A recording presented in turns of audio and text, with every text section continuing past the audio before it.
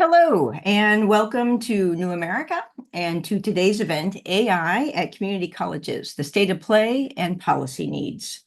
My name is Mary Alice McCarthy, and I'm a Senior Director here at New America. New America is a nonpartisan, independent policy think and do tank. We're headquartered in Washington, D.C., but we have people and projects spread throughout the country. I have the privilege of overseeing our research, advocacy, and community engagement efforts in relation to workforce education, career preparation, and quality jobs.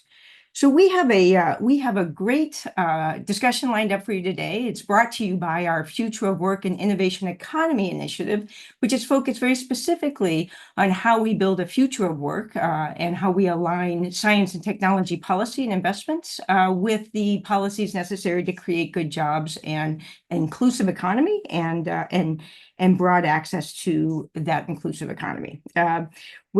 I think it's fair. So we're going to talk today about technology. We're going to talk specifically about AI. And when it comes to technology, I think it's fair to say that we are living through a period of extraordinary and rapid change, particularly in areas like artificial intelligence and quantum computing. And that we don't yet know how these technologies are going to shape our future and our lives in the years ahead. So we have a lot of decisions to make.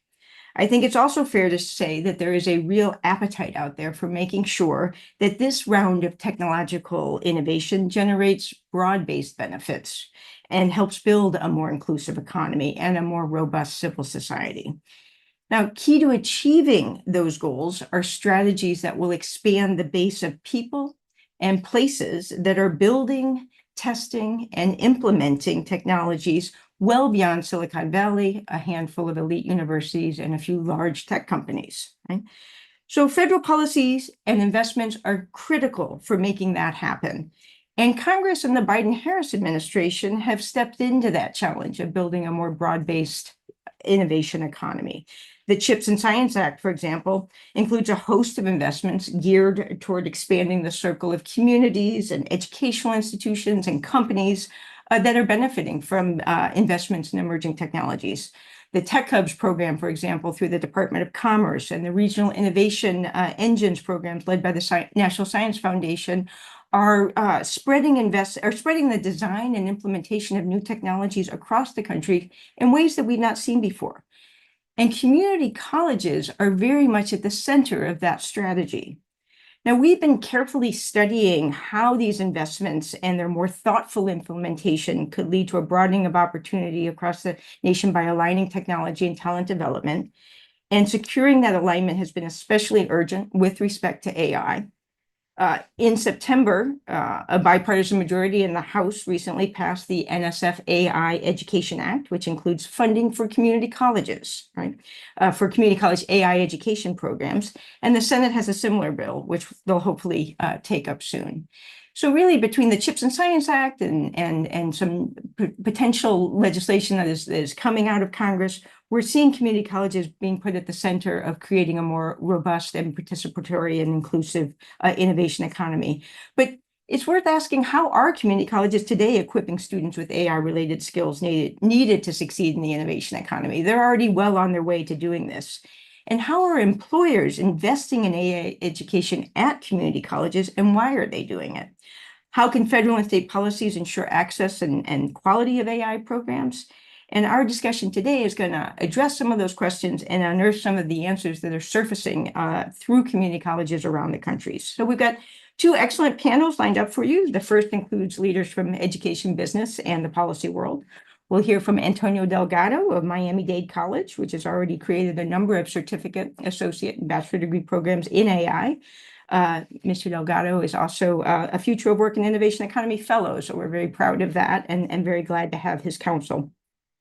We'll also hear from two business leaders, Ken Finnerman, Vice President of Human Resources at eMed, and Ansel Sunak of Intel, so we've got a small and medium-sized business and a large business, both of which are making big investments in AI education at community colleges.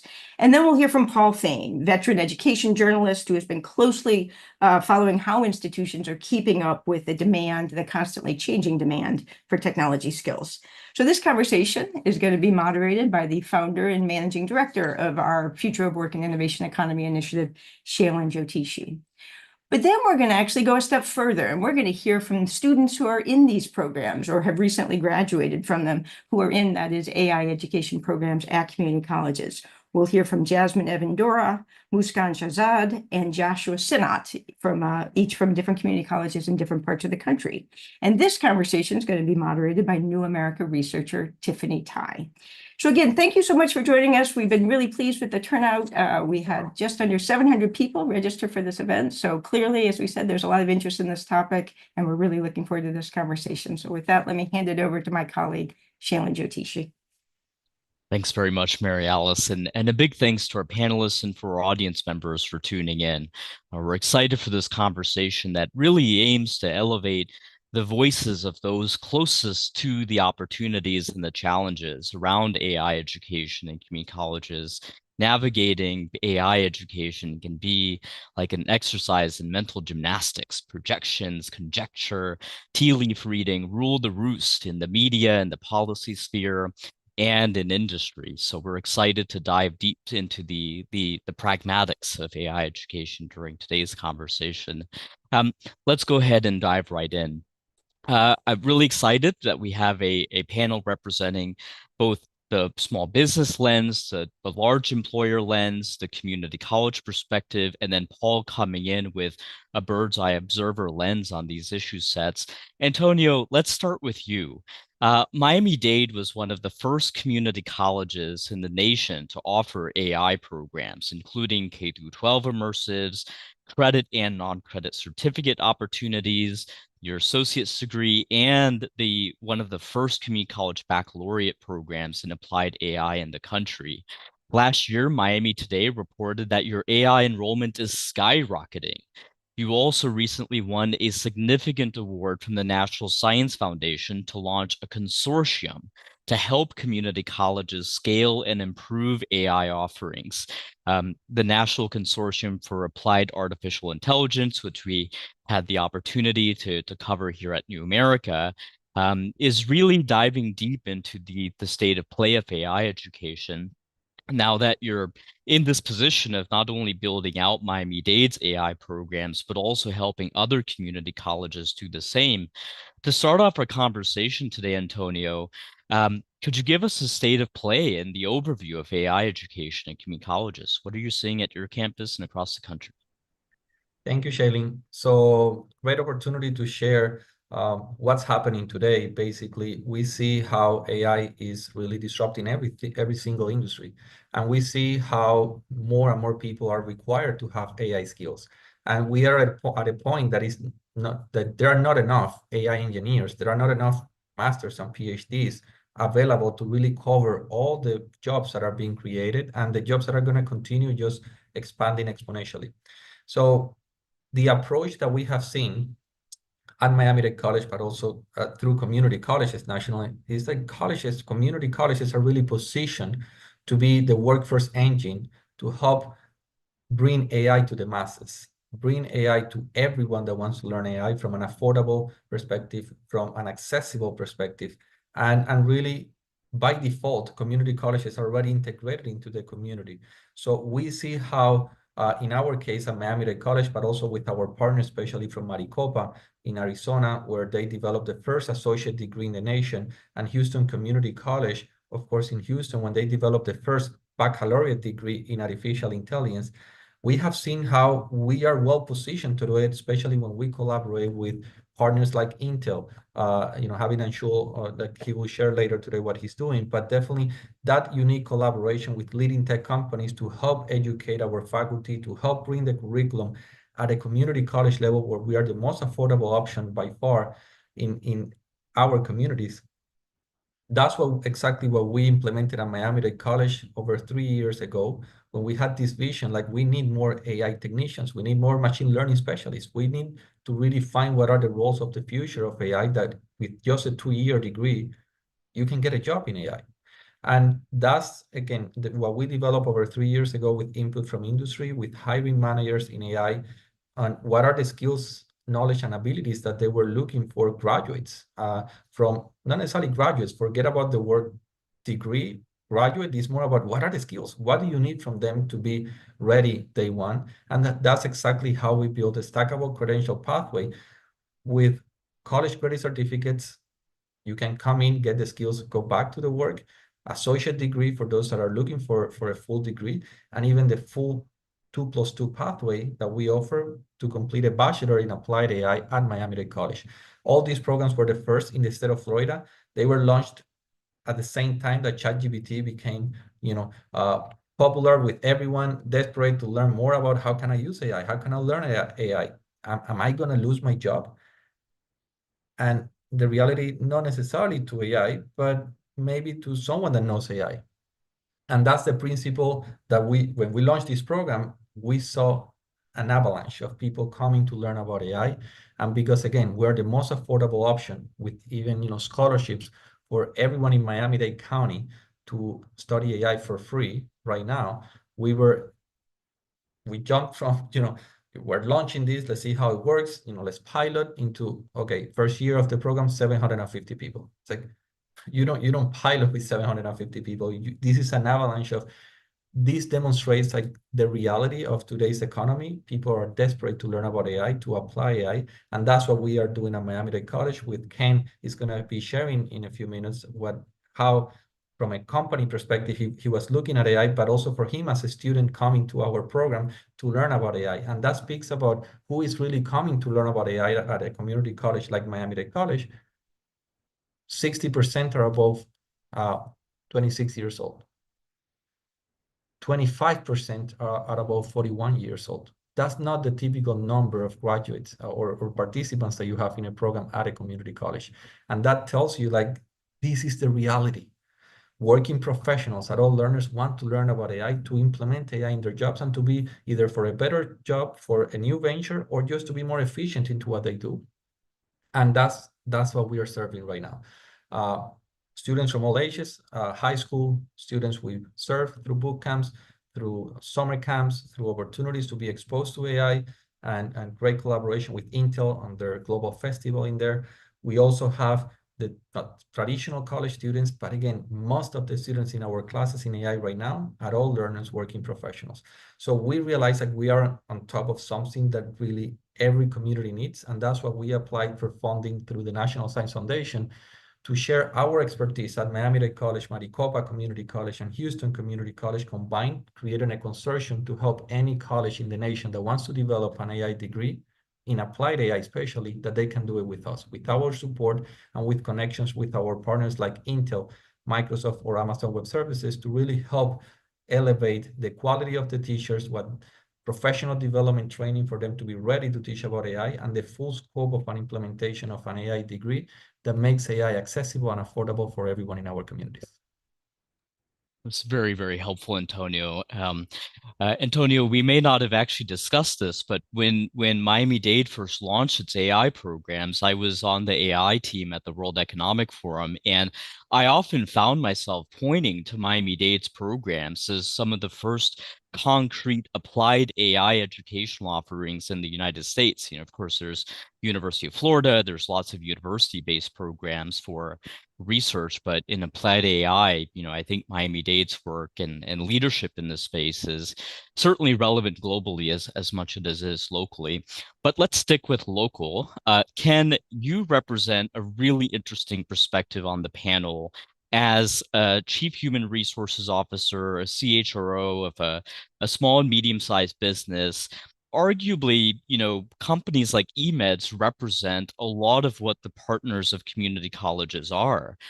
Graduates of community colleges might go on to work at companies like yours.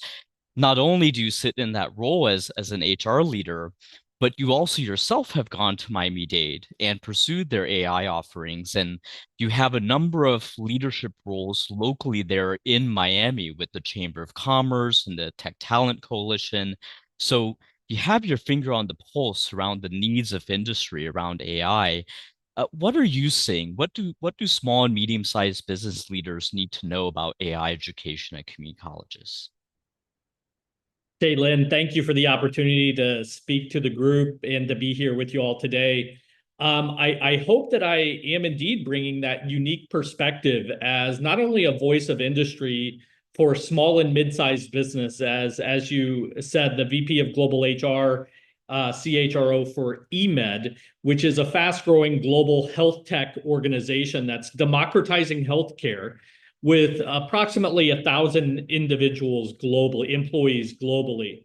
But also within the organization, I have served as our internal AI champion. So from a leadership perspective, with the support of our managing partner and our CEO, really the one championing AI initiatives across the organization. But also as the co-chair of the Emerging Tech Working Group of the Miami Tech Talent Coalition and the vice chair of the Education and Workforce Development Committee of the Greater Miami Chamber of Commerce. But I would say one of the elements I'm most proud of is also being a recipient of the college credit certificate in applied AI from Miami-Dade College.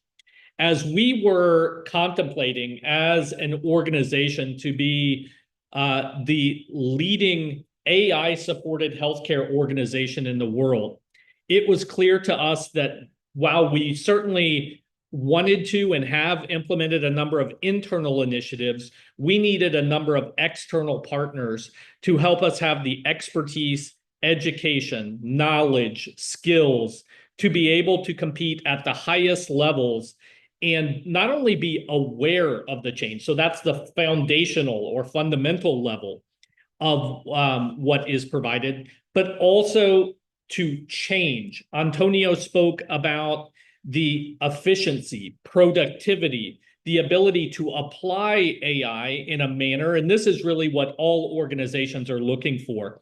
How do you apply AI for greater productivity and efficiency?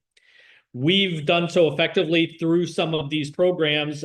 What we've tracked is we're averaging between 35 and 40% greater efficiency thanks to the applied AI approaches learned through our partners like Miami-Dade College. But when we approached Miami-Dade College and Antonio and his team specifically, what we found was like eMed, whose mission is democratizing healthcare, but doing so in a manner that looks for greater accessibility, affordability, and convenience. Those are some of the hallmarks that you heard reflected in Antonio's remarks just a few moments ago. So we found a unique partner that was as nimble, agile, and relevant as we needed them to be in terms of AI education. And with their stackable credentials, that was the exact type of partner that we needed. It couldn't be a one training fits all, bringing in some renowned keynote speaker to introduce AI to our entire organization in a morning session. It needed to be practical, applied AI. And that is exactly what we found. We have sent a number of individuals through the program at Miami-Dade College from all different departments. We believe that AI cuts across departments. And so for us as an organization, yes, we know that applied AI in marketing, in finance, in technology, engineering, in HR is going to lead to better outcomes for the organization as a whole. So when I look at what companies are really looking for, especially small and mid-sized companies, we are looking for individuals that have digital skills, so digital readiness skills, as I call them, including an understanding of how to use and apply generative AI for greater productivity and efficiency. This is, in fact, the #1 skill for the workforce of the future, as defined by PricewaterhouseCoopers and many other organizations, meaning a proficiency with new technology, software, generative AI, and data analytics.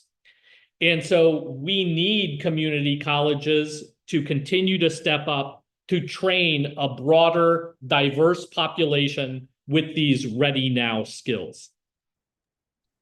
Very, very helpful, Ken. And what you had mentioned around the value proposition of community college partners in particular, in terms of agility, nimbleness, affordability, and the applied nature of skill development is something that we've heard in our research on emerging technology workforce development, even outside of AI. So, really resonate with your comments. Anshul, let's move to you. So Intel has been one of the driving forces in building the capacity of community colleges to be able to stand up these programs. Antonio referenced his partnership with you in his remarks. Amazon, Intel, Dell, Governor Gavin Newsom recently signed a partnership with NVIDIA, all around building the capacity of community colleges to teach AI, to bring AI education and skill attainment for a broader set of students, not just those moving into tech jobs, but those who need AI skills to be successful in a myriad of occupations. From your vantage point at Intel, could you give us a sense, Anshul, of what Intel has been doing to partner and build out these AI programs at community colleges? And then if you could also give us some insights on the motivation for Intel and, as I mentioned, other companies to put financial investment into this capacity building. Clearly, it's something really serious for them. It's not just lip service. So would love to just get your take. And you might be on mute. Right. Yeah. Well, thank you so much, Shalin. This is a lot to unpack here. You have a great question, and thanks for the opportunity. I would like to build on what Kane and Antonio said, right? And maybe from a why standpoint, give my perspective on external, bigger global why, and then come to an Intel why, right? The motivation of it. There's a lot out there on AI. And if you really step back and see the digital economy, which is the biggest topic right now, how digital economy should benefit everyone around the world, that economy is growing probably 2.5 times faster than the regular economy. So that's one point. So, right, that's reality. And if you really map the entire world workforce, which is also reflection in US, right, only 2% of the workforce goes into the traditional, typical ICT kind of a jobs. Rest of the jobs are the larger jobs, the larger world of work, correct? Now, in that context, where should AI skill be? That is a higher question here. Should it be only with the AI researchers and AI engineers and AI developers, which fall in that 2% bubble? Or should we expand that to give it to everybody, which includes AI solution builders across all industries and all functions? So Ken talked about HR function, right? HR, marketing, finance, manufacturing, retail. So industry functions, industries and functions, right? So you need new type of solution builders. Even if everybody is not going into the traditional formal job, you think about an entrepreneurship, informal job, livelihood, right? You still need to be a power user. You still need to know, like an AI entrepreneur. You may be running a flower shop, but how can I use AI to attract more customer, give better customer service, things like that. So how do we create a capability of power user and that kind of an entrepreneurial energy across? And even if you're not doing that, you're still a responsible user, right? You cannot be a user of AI who's not responsible. So that kind of begs to the question, who is best poised to really bring this to everyone? Not just big tech company, not just higher education. And that brings to the community colleges, because community college, the heart is communities, right? Now, if you really up-level the argument, people, irrespective of age, location, gender, ethnicity, color, economic background, ability, sector, they all come together in community colleges. Now, that is the whole core genesis of why community college can play the biggest agent of change in this, right?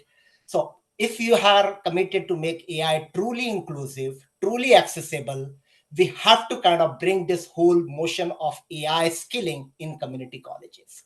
That is a great motivation for the tech industry, because it's not just giving us the tech ecosystem growth opportunity or a tech talent growth opportunity, but a broader economical digital economy, and Kane used my words, Digital economy requires digital readiness for all, right?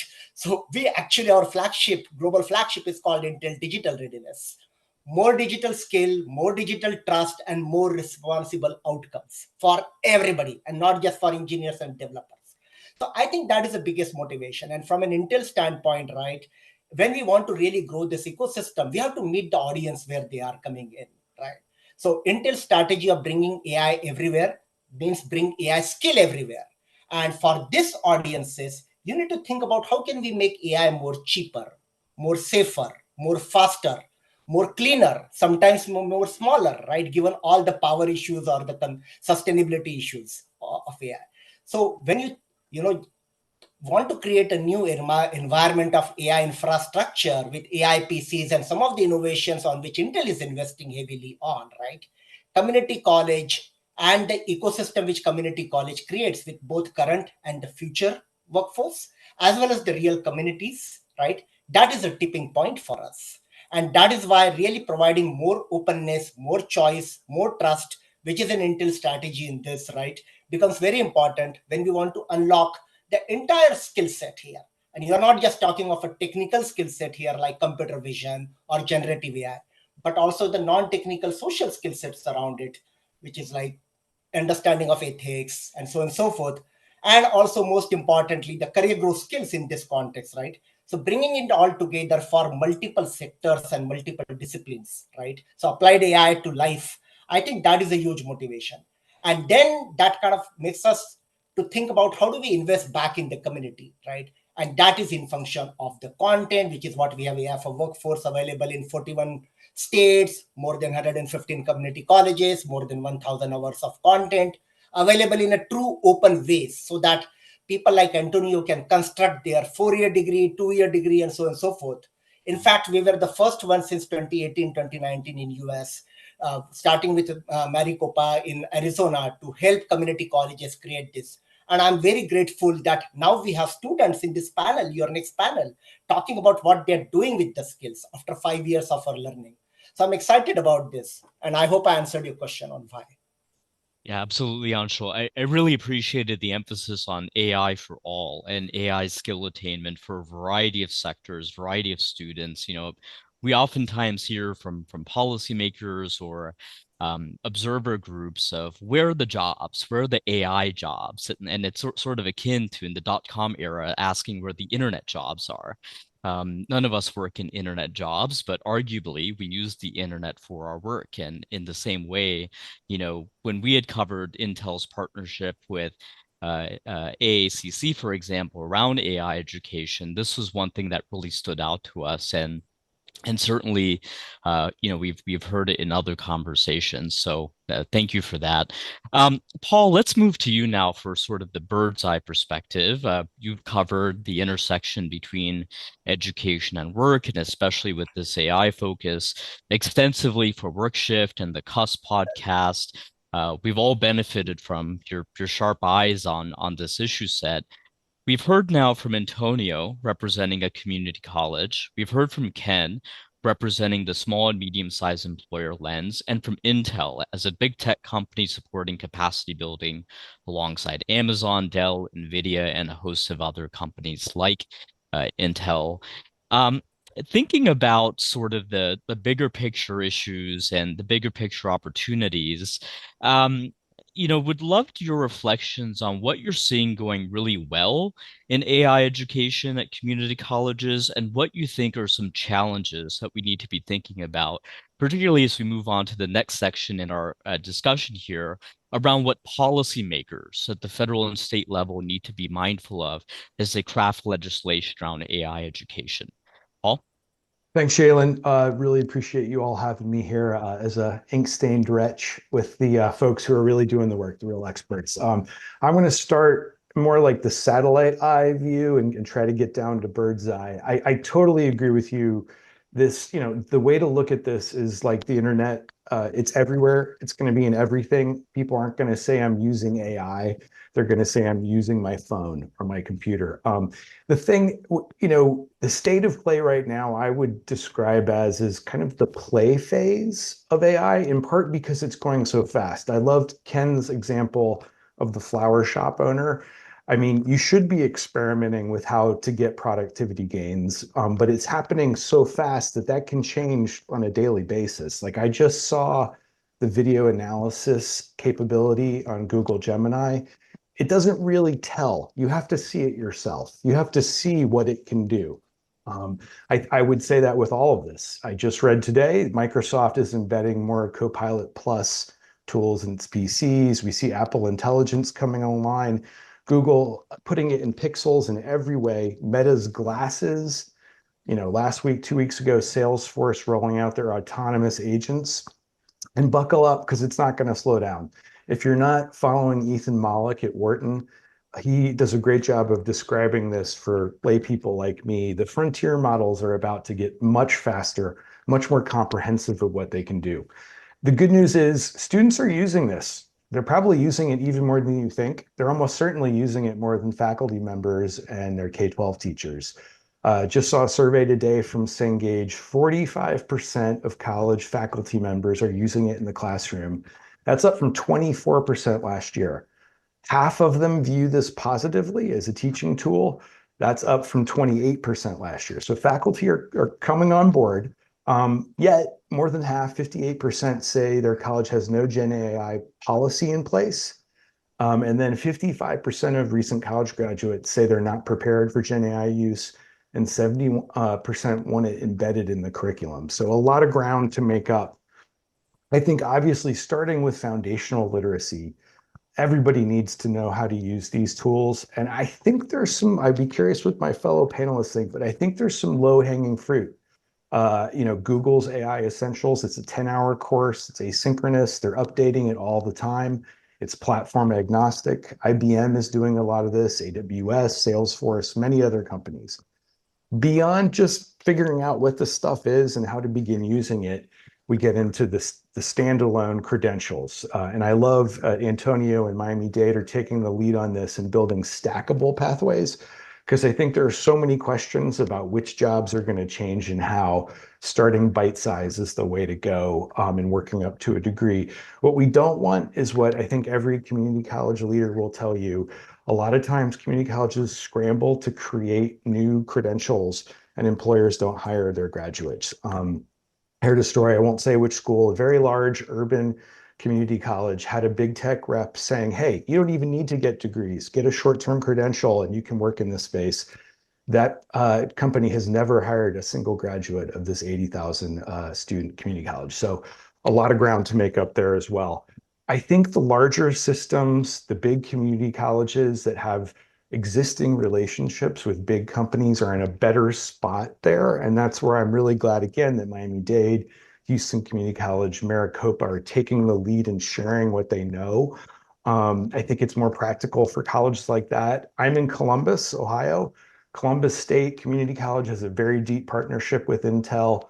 Intel is saying 70% of the technicians that are going to get hired are going to be community college graduates. Again, an institution that I think can help the rest of the state and the country learn how to work with big companies on this. Even the big ones, though, to be honest with you, I'm hearing they need internal AI champions. I love that term. I'm hearing from folks on community college campuses who are trying to prove the use of these tools internally and externally, trying to work with faculty members who are doing cool things to show what's possible. Because I have to be honest here, I think we're still in the sales phase where there are a lot of skeptics in higher ed. The biggest thing I think that community colleges right now need is resources. Bringing resources into colleges, whether that's deals with Intel and NVIDIA and OpenAI to really help them learn what to do, and then to spread the word beyond the consortium that Miami-Dade is participating in. Complete College America has one similar role. There's regional partnerships that are emerging, and I'll stop here, but I think a really big role for philanthropy. And I'm hearing more and more some of the big foundations, Gates and others, trying to play a leadership role in helping community colleges who frankly do not have the resources that deeper pocketed four-year institutions do, to make sure their students aren't getting missing out on this technological wave.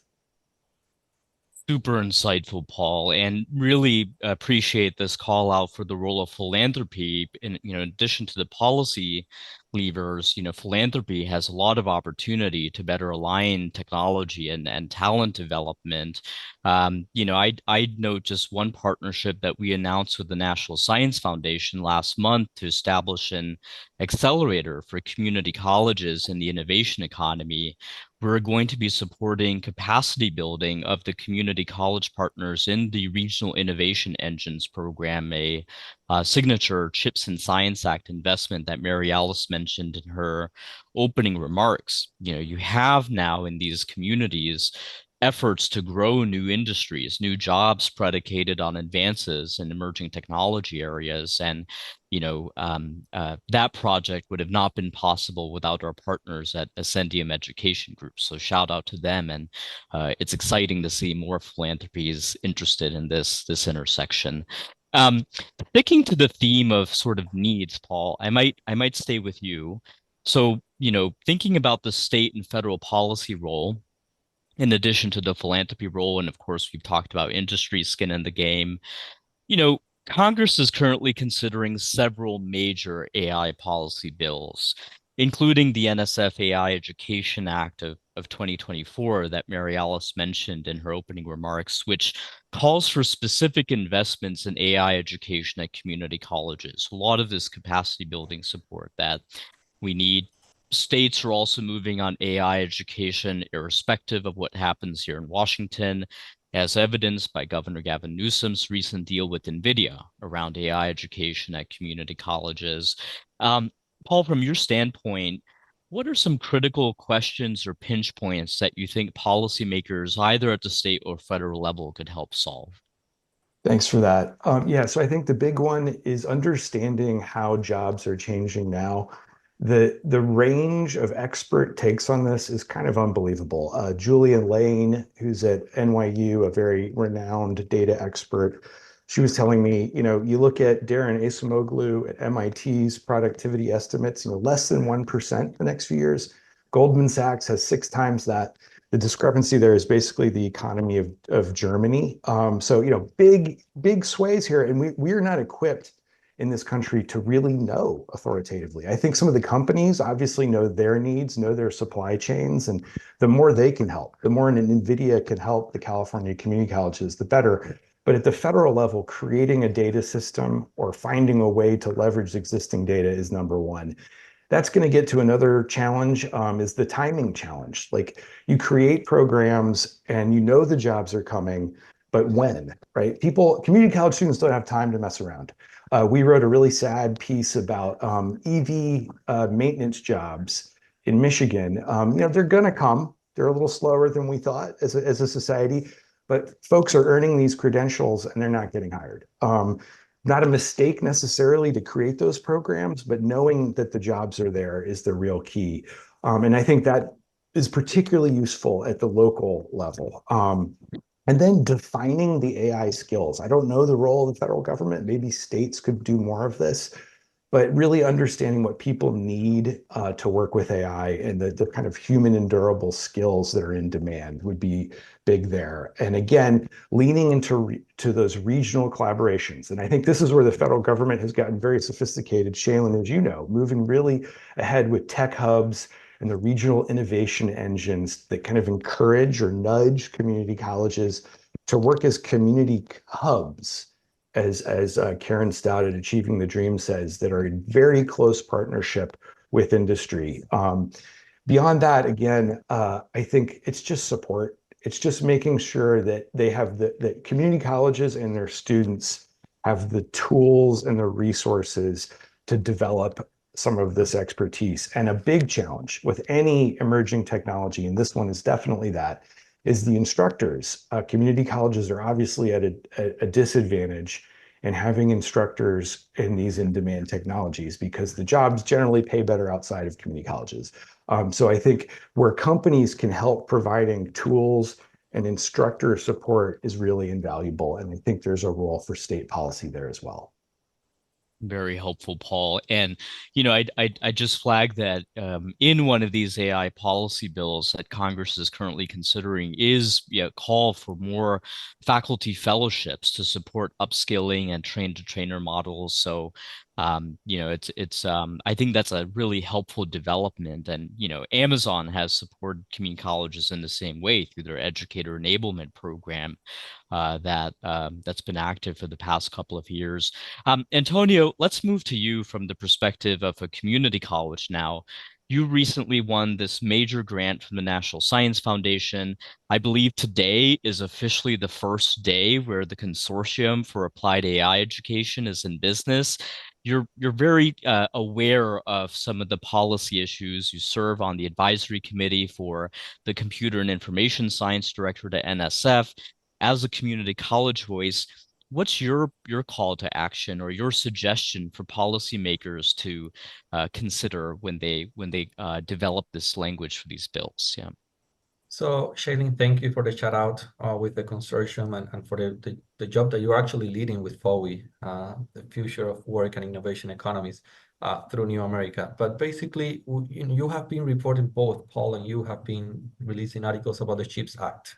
We know that the nation has a priority on investing not only on semiconducttors, but also on workforce development on artificial intelligence.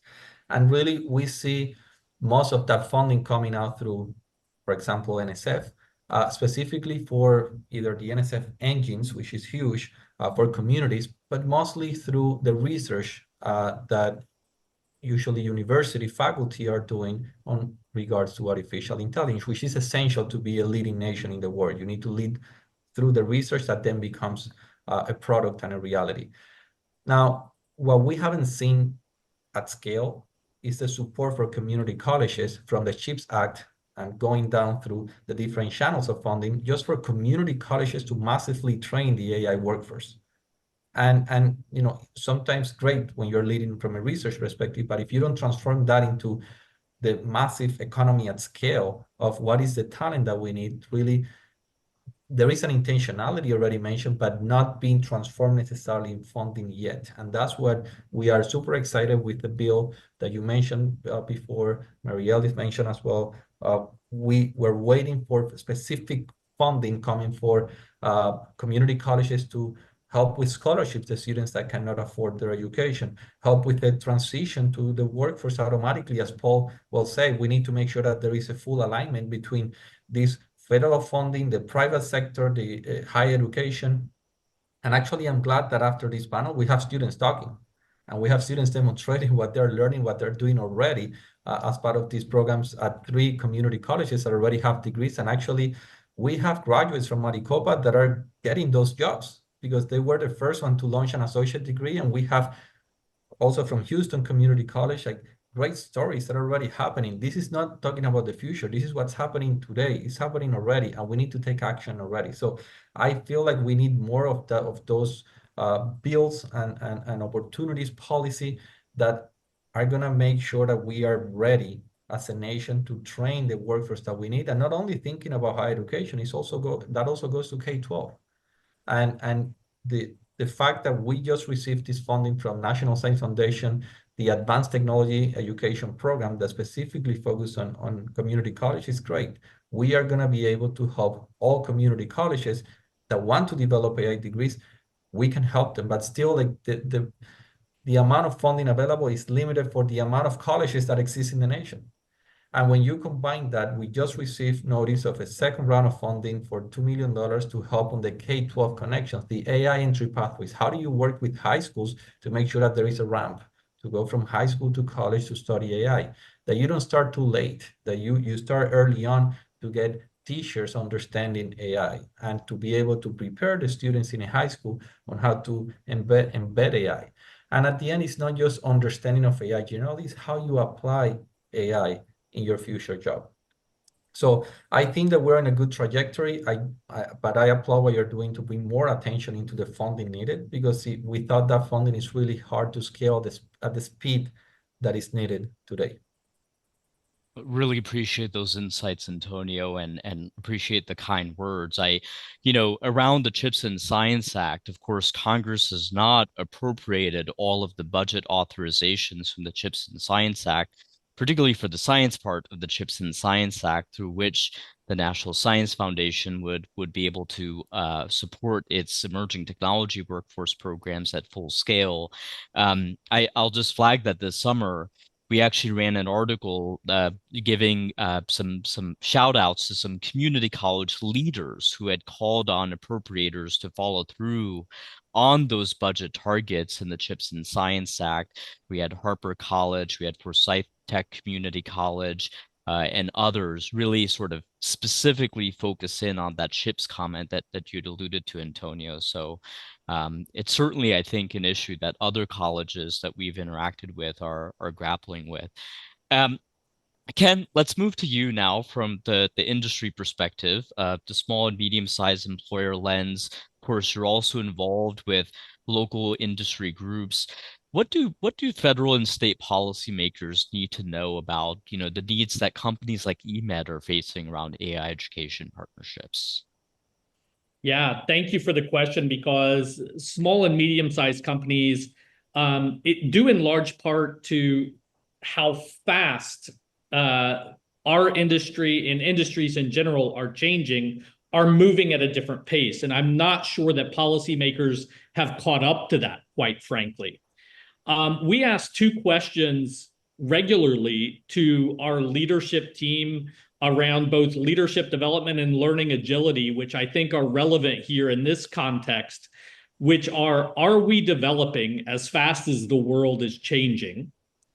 And second, are we learning as fast as the business landscape is changing?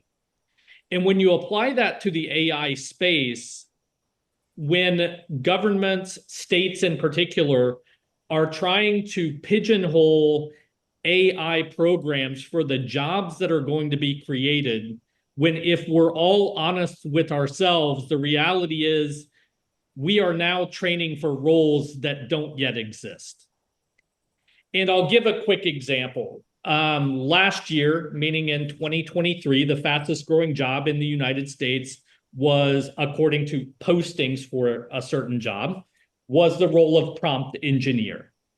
I would submit to you that that is a role that, quite honestly, no longer exists in the way that we think of roles, namely that we've all become prompt engineers thanks to these and the advancements in generative AI. And if we were training towards that solely, towards a role of a prompt engineer, we would not be training on AI skills. Coming to what Paul mentioned, it's about defining AI skills of the future.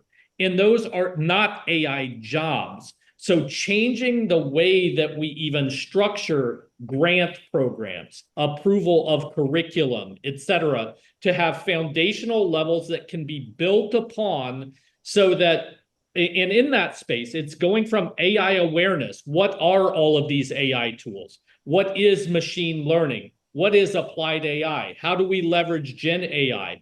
But if those same programs aren't incorporating agentic workflows, as an example, they're not at the cutting edge of AI, and they're leaving out core pieces. Whereas agentic workflows would not have even been discussed last year or even earlier this year. So the flexibility to be with the times, the way the world and the business landscape is changing, that has to be the new standard that states are applying. Our colleges, community colleges who are the most nimble, are they able to address that in real time based on what they're hearing from their industry partners? And are we able to further and support programs that are incorporating that type of learning versus a job-specific learning curriculum, which will be outdated by the end of the term in which it is taught? So again, that would be my thinking around this. That's probably the biggest thing that I say. I think the learning agility and that developmental piece being with the times. Are we developing as fast as the world is changing and aligning it to that specifically? Thanks very much, Ken. The community college employer partnership supports come up in almost any workforce development conversation, AI or not. So appreciate your emphasis of that. Anshul, let's round out to you. And then if we have some time, we do have some questions from the audience. What is Intel's sort of focus when it comes to federal and state policy needs around AI education in community colleges? Yeah, I think all the speakers said it very well. The technology is changing so fast, it's very revolutionary, while the ecosystem, people are evolutionary, right? So, from an Intel standpoint, labor market analysis, the point which other speakers have spoken, how do we link it to your state competitiveness? That's the most important point. I mean, we have a lot of examples now coming out, like Mississippi created an AI network. And I would encourage audience to see their work, MAI and Mississippi AI Network, or what Antonio and Maricopa and Houston Community College is doing to create this NSF-funded consortium, creating a right model which brings learning agility and action on the ground at a community, bringing community at center. That's the whole point here. I view it as a three-layer. One is at a work level, right? You require leadership. You require leaders to be prepared. I mean, the biggest question we get is leaders say, hey, you tech industry guys, you are telling us about AI and job and all that. Who's telling us what is it all about? So we need leadership orientation too. I think we spend a lot of time making sure people like Antonio and our friends, right, and the leaders of the community college, they are updated through our newsletters, through forums like this. And Shalin, I must give you a shout out. You are doing a fantastic job in really preparing a mindsets of the leaders on this country, right? So I think leadership is the most important point. Along with that, then the infrastructure and the funding comes together. If leaders are ready, then the infrastructure and the funding challenges kind of gets addressed. I think that's issue number one. Once that happens, right, at a college level, faculty preparation, we spoke about it earlier, right? The content agility. Now we are talking about agentic AI. Next year, maybe something else. Maybe we will be talking about spatial intelligence or frontier AI and so on and so forth. So how do we provide that agility from a content standpoint? So that's the work which Intel does. We really provide ready to use open content, which can be used in a high tech but a high touch manner, so that faculties get actually trained. Instead of saying that, oh, you go to this so and so website and learn on your own, that will not work for a non-technical audiences which a broader community colleges see, right? So it require a different pedagogy, different approaches, and then really helping community colleges tune it to their audience need. Some audience may be unemployed or underemployed. Some audience may require upskilling. Some may require total reskilling, right? So really helping them create right credentials and right pathways. So that's how we kind of work with the community colleges, so that what you are going to hear from the student, right? The real applied AI part, they are ready for any sector. And we, from our standpoint, focus on some of the biggest job creating sector like manufacturing. So we have a course on AI for manufacturing, or similarly AI for cybersecurity. Internationally, we have just created a course on AI for agriculture, right? So really giving this industry vertical related applied AI courses. And also at the same time, we also recognize we will require new horizontal skills like AI for sustainability or AI for applied ethics. The new development we are doing is around AI for accessibility. So really making sure that the talent ecosystem is robust enough to handle the today's AI skill as well as tomorrow's AI skill, but for the applied AI, for their own relevant industry sectors. I think that is where, the big issue which we always keep on talking and encouraging is how can you help your students convert their ideas into reality? What is that incubator model or an agile model where a student who have a real good ideas, instead of waiting for a job to come, can they create jobs? Can they really build entrepreneurship ecosystem? How can they do it in a much more agile way? I think that's where we have to link it to the state competitiveness.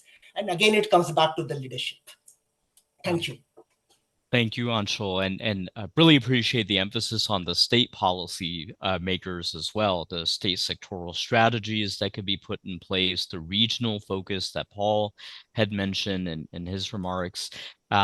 So folks, I think we have time for one question from the audience. It's been a very lively Q&A box. So this question is for the full panel. Just feel free to come off mute and dive on in.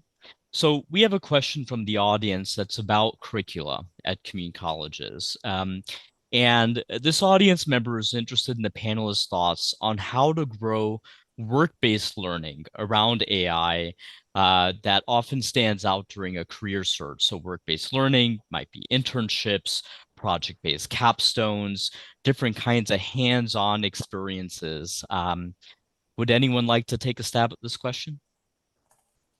Antonio?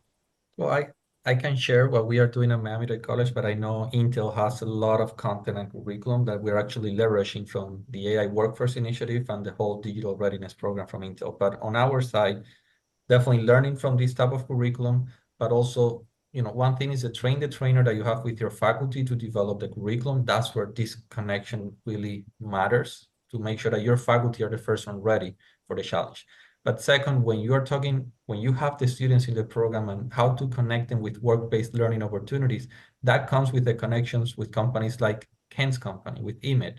That comes with Ken saying like, yes, I want to have 6 students working on a project that I need to accomplish in my company, where the students that are learning machine learning or computer vision in the program can actually apply those skills by working on a real project.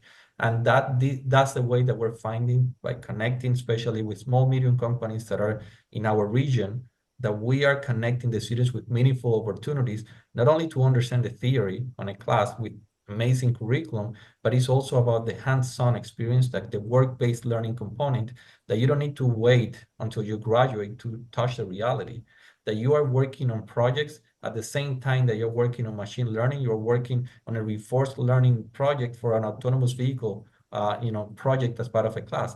That's the way that we're implementing. And you will hear from students on the second panel, like how they're really learning through those work-based learning experiences. Just to add on that very quickly, at least from Intel curriculum standpoint, for the work-based learning aspect, we provide rich use cases for each of the segments. So for example, if you're talking about AI for healthcare, we may get a Jupyter notebook and open data set about predicting breast cancer through the model, but encourage the student to apply that model to really use for something else, like predicting COVID, right? So the moment you provide that interoperable learning opportunities through faculty guides, student material, open data sets, Jupyter notebook, so that they are not just learning it by listening to faculty or interacting with faculty, but really applying it in a real world scenario, then they can show it as an evidence, right? Or a portfolio of work to their potential employer that, hey, I have actually done this. So we need to provide that kind of a real world experiences. If I may just jump in to provide one more real world example, during the class, during the college credit certificate, we were learning about custom GPTs.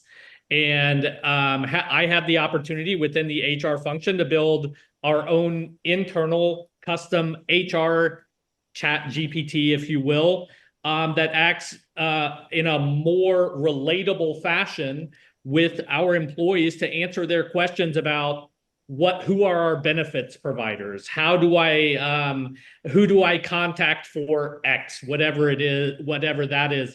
And it's been highly efficient and cut down the number of calls into the HR team by about 50%, just to put some numbers on that. So that's just one very simplistic way of taking some of the learnings, applying those and putting them into practice in a real world example. But what Antonio leveraged as well, and I did want to have a chance to touch on this, it is up to employers as well to reach out and partner with these colleges to offer internships, apprenticeships. Professional apprenticeships are probably the best way to drive this expertise and to give these students the opportunities to showcase the talents in those areas that they have been learning. So any employers who are on the call, I encourage you to get involved with your colleges, especially the local community colleges, to do just that. If you have any questions about how we've done that, feel free to also reach out to me and I'll be happy to provide some context. Thanks so much, Ken. My gosh, we could go on and on. This is such an enriching conversation, and the audience certainly has many more questions, but we are out of time for this segment. So, Antonio, Anshul, Ken, Paul, thank you again so much for taking the time to share your expertise and your insights with us and our audience. I know it's been illuminating for the policymakers, for the educators, for the industry leaders, for media and philanthropy groups in the audience. So really excited to continue the conversation now with the student and worker panel. So just a round of applause for you all, and I will transition us to the next panel. Thanks very much. So really excited to move to the final segment for today for a session called Real Talk, Students and Workers on Community College AI Education. We're sticking with our theme of moving beyond the conjecture and projections and estimation of what could be and focusing on what's happening today. My colleague, Tiffany Tai, will moderate a great panel of students and graduates from community college AI programs to get their ground floor experiences of what's happening with respect to the state of play. I should flag that these speakers that we'll be hearing from shared their insights in an article that Tiffany and I put out earlier this year for New America titled 4 Things to Know About How Students View Community College AI Education. That link and some of the other resources will be in the follow-up email to this event. But we were proud to have published the first documentation of the lived experiences that students have around AI education at community colleges. And we thought that we learned so much from those conversations that we needed to dive much deeper, which is what today's event is all about. Tiffany, with that, I'll turn things over to you. And Josh, Jasmine, Muskan, thank you again for joining us. Perfect. Thank you, Shaylin, and thank you everyone for joining us today. So we have a limited amount of time, and so I want to dive right into the conversation with our great panelists by starting with everyone's background. AI is such a dynamic field, and I know each of our panelists come into it from very different personal, academic, and career starting points. And so could each of you share a little more about your background and what motivated you to study AI? And we can start it off with Muskan and Jasmine. You're both currently AI students. So do you want to kick things off for us and discuss why AI and why now? First of all, hello, everyone. Thank you so much for having me. My background in AI has been quite interesting. When I was a high school student, I did everything but technology. I was pursuing medical sciences because I wanted to be a dentist. And by the time I was done with my high school, I got into college with a psychology degree because I was really interested in developmental psychology and how it programs your adult life as well, whatever experiences you've been in your childhood.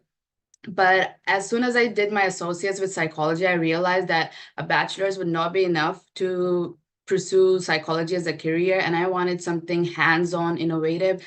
And it was just my luck, I believe. It was being at the right place at the right time. I was trying to transition into something different. And my friend recommended me going for a Cisco certification, and I went on to Houston Community College, from where I completed my associates in psychology. And I was like, let me see what programs they're offering. And it was all arranged in alphabetical order. And the first thing that I saw was artificial intelligence. And I was like, what is that? Let me look into it.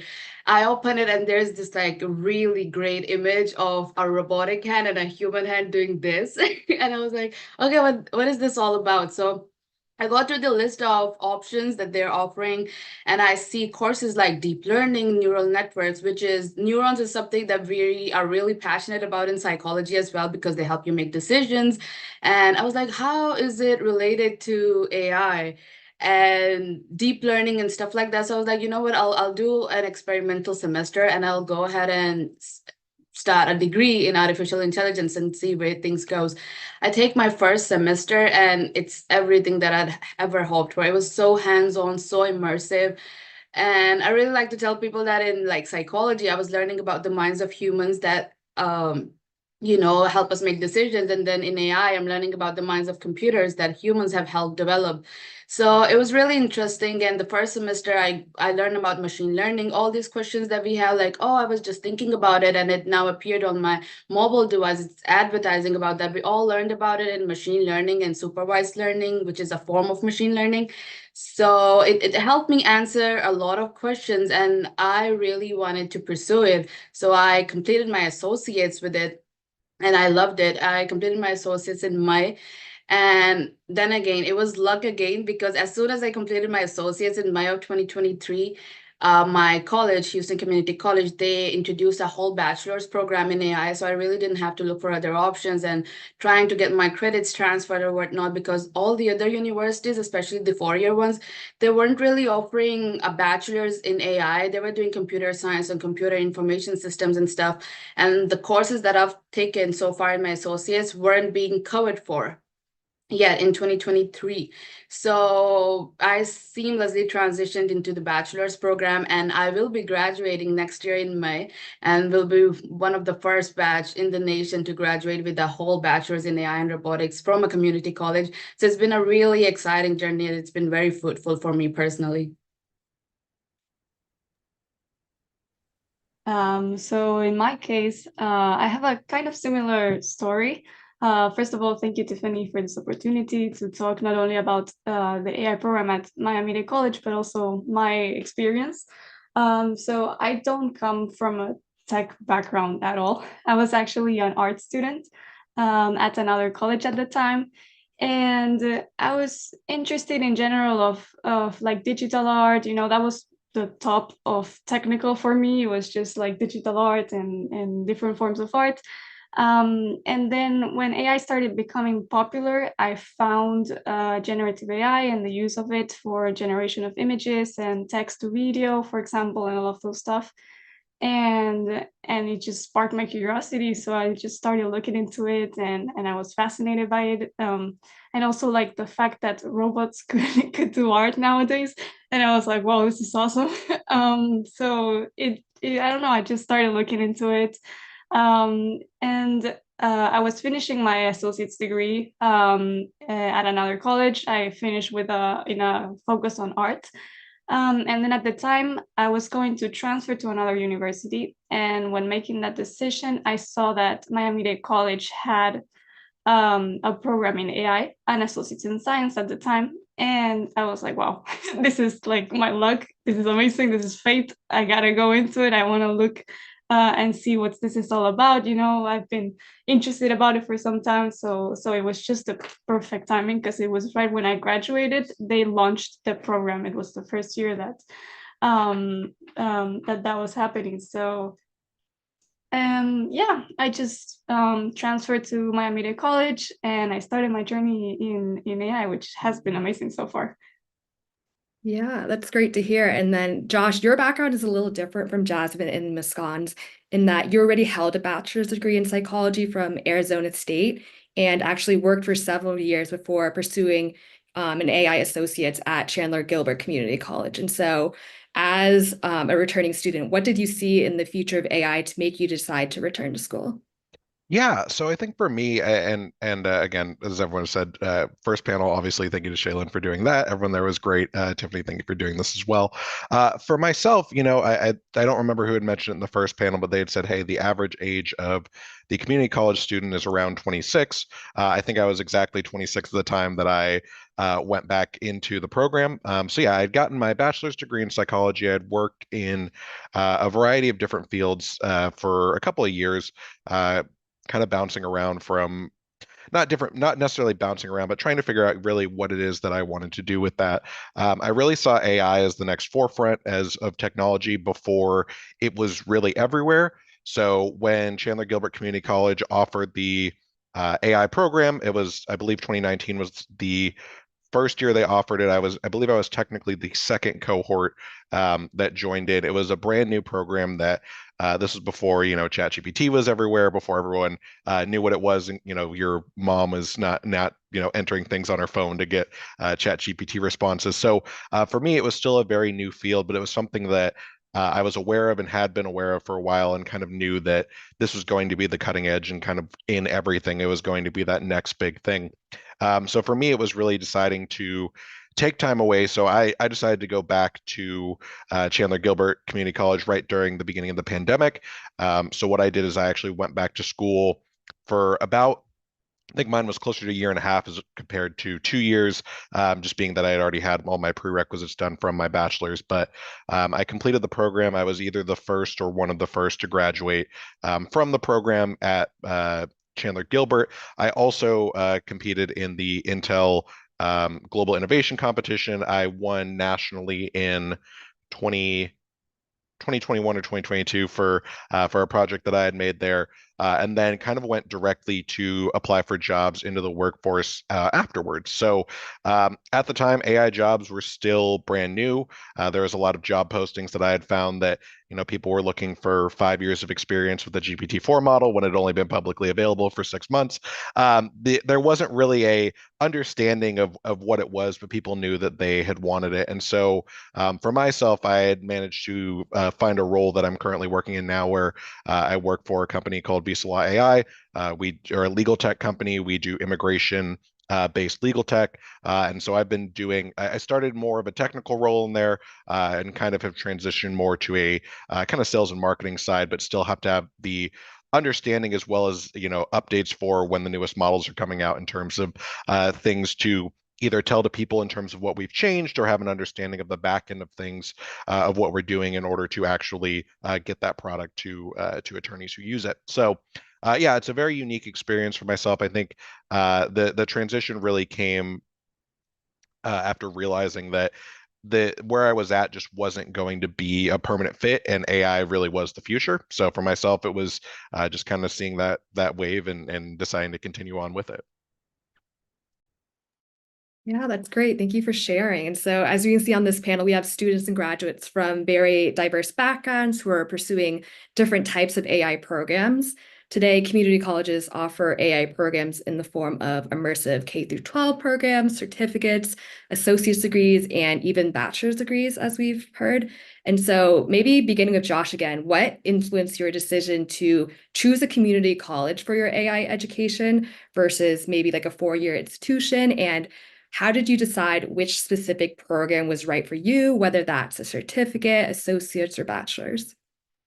Yeah, so for mine, right, the AI program, there wasn't really an option at the time. It was one of the first, if not the newest, for it. But for me, in terms of what the why I had actually chosen to do it is, at the time it had really been pushed that there was done in collaboration with Intel, so there was some industry backing there already that collaborated with it. I think that having a foothold into the industry obviously made it a lot more appealing. I think that having that sort of understanding of having like I said, that industry backing where people could actually play with the technology, as others had mentioned as well, and being able to actually go in and have advisors from either Intel panels or other boards kind of come in, along with being the fact that I had already done the 4-year degree, right? I'd done the full university at Arizona State. I thankfully, I graduated without debt compared to a lot of people who that's not the same situation. So through scholarships and various other means, but that's not the situation for a lot of people. So deciding to, again, put off, going back to school full time and basically stepping away from the workforce and going back into something, I really had to make sure that I was committed to it. And so at the time, I actually was going in and I was just going to get the certificate program from Chandler Gilbert, but was actually told you actually already have to be in industry to do the certificate, which didn't make a lot of sense to me at the time. So my decision was kind of made for me for why I decided to pursue the associates. That being said, I don't regret having the associates now under my belt, but yeah, that decision was a little bit made for me, but was very useful in kind of how it ended up working out. Yeah. And then Jasmine, you're pursuing an associate's degree, but you'd previously mentioned to me that you would be open to eventually pursuing a bachelor's degree at Miami-Dade College as well. And so what do you think employers should know about AI education at community college and its quality?